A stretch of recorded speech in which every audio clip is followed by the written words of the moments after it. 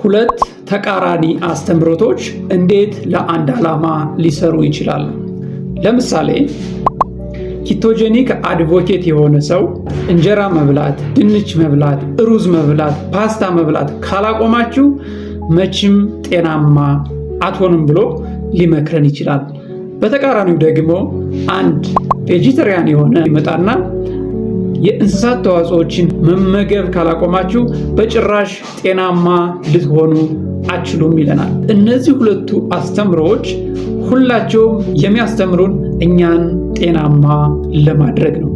ነገር ግን ከነዚህ አስተምሮቶች በስተጀርባ ምን ቢኖር ነው ለአንድ ዓላማ በተቃራኒ አቅጣጫ የቆሙት የሚለውን ማየት ይኖርብናል። አሁን ላይ የሥነ ምግብ አስተምሮቶች ከጀርባ ሆነው በሚገፏቸው ውስብስብ ጫናዎች ውስጥ እያለፉ ይመስላሉ። የምግብ አስተምሮቶች ታዋቂ ግለሰቦች፣ ፋሽንና ፍልስፍና በአምራች ኢንዱስትሪዎች፣ በነጋዴዎች በሚሰሩ ማስታወቂያዎችና በሚደገፉ በጀቶች ተጽዕኖ ይደርስባቸዋል።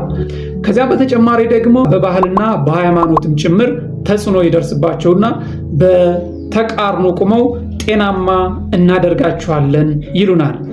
ስለዚህ የትኛው የሥነ ምግብ አስተምሮት ነው ከጀርባው ጫና የሌለበት የሚለውን የመለየት ኃላፊነት በእያንዳንዳችን ላይ ወድቆ እናገኘዋለን። ስለዚህ የትኞቹ ጤናማ ናቸው የሚለውንና የትኞቹን የሥነ ምግብ አስተምሮቶች ተከትለን ጤናማ የአመጋገብ ስርዓትን እንከተል የሚለውን ለመወሰን እነዚህን 5 ወሳኝ ነጥቦች ማየት ያስፈልጋል።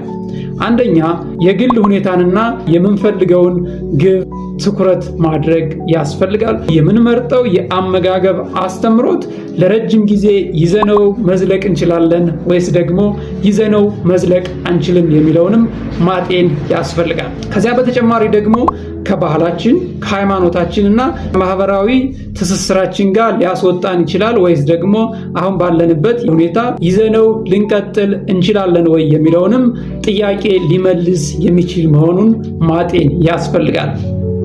ከዚያ ባለፈ ደግሞ የምንመርጠው የምግብ አስተምሮት በአካባቢያችን ሊገኝ የሚችል ያለን የኢኮኖሚ ደረጃ ደግሞ ሊፈቅደው የሚችል ነው ወይስ ደግሞ አይደለም የሚለውንም በደንብ ማጤን ያስፈልጋል። ከዛ በተጨማሪ ደግሞ የምግብ ጥራት መሰረታዊ መርሆችን ያሟላል ወይስ ደግሞ አያሟላም የሚለውንም በደንብ ማጤንና ተቃራኒ አስተምሮት ካላቸው የሥነ ምግብ ምክር ሐሳቦች ራሳችን መጠበቅና ትክክለኛውን ለመምረጥ እነዚህን ወሳኝ ነገሮች መከተል ይጠበቅብናል።